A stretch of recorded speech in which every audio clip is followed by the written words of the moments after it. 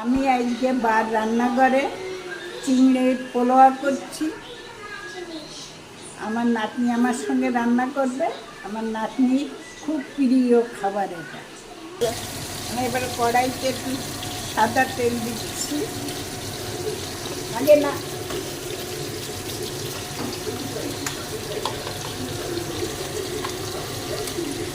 এর ভিতর সাদা তেল দিয়েছি, ঘি দিয়েছি, দিয়ে ডাকটা তেল দিয়েছি, ঘি দিয়েছি।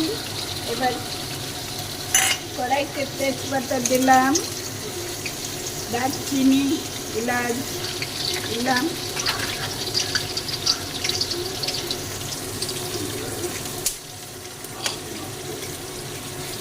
কাজু দিচ্ছি, তুমি নাড়ো, কাজু দিচ্ছি। বলি তখন আমার নাতনি নাড়ছে, কারণ নাতনি আর আমি দুজনে মিলে করছি।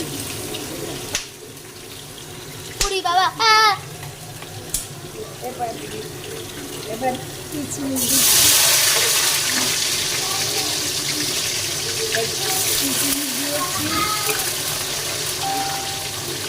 নুন দিলাম,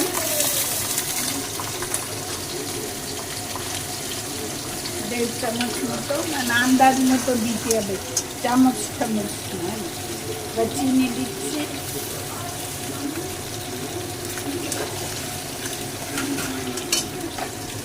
এবার চিনি মাছ দিলাম, ভালো করে উল্টে করবে।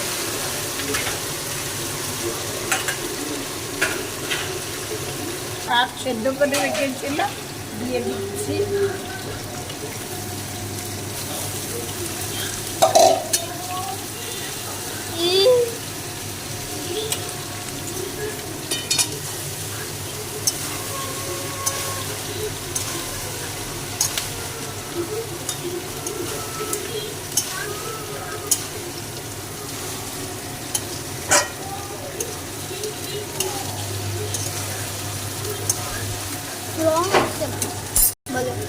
আর একটু ঘি দিচ্ছি,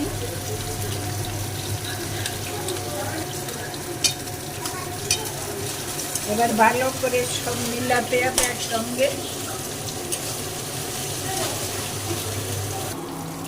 আমি পোলোয়ার সাথে কাতলা মাছ ভাজা করছি।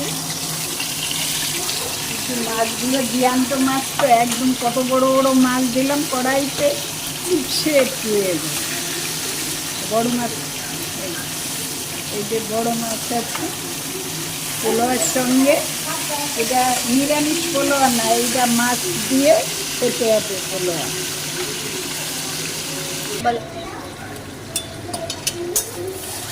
আমার এবার ভালোভাবে কষানো হয়ে গেছে।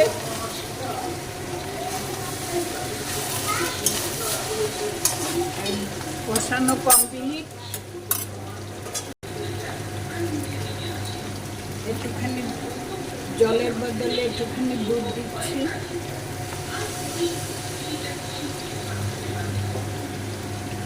এবার ঢাকা দিয়ে দিলাম, পরে তুলবো।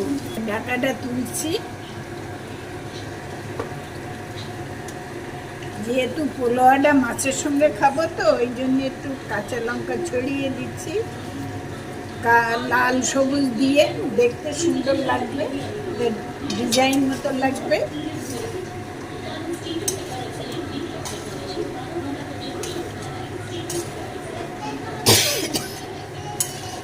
বলো, আমার পোলোয়া একদম রেডি, কমপ্লিট। দেখো কি সুন্দর, বাসন্তী কালারও না, সাদাও না, সুন্দর একটা কালার। আমি তুলে নিচ্ছি।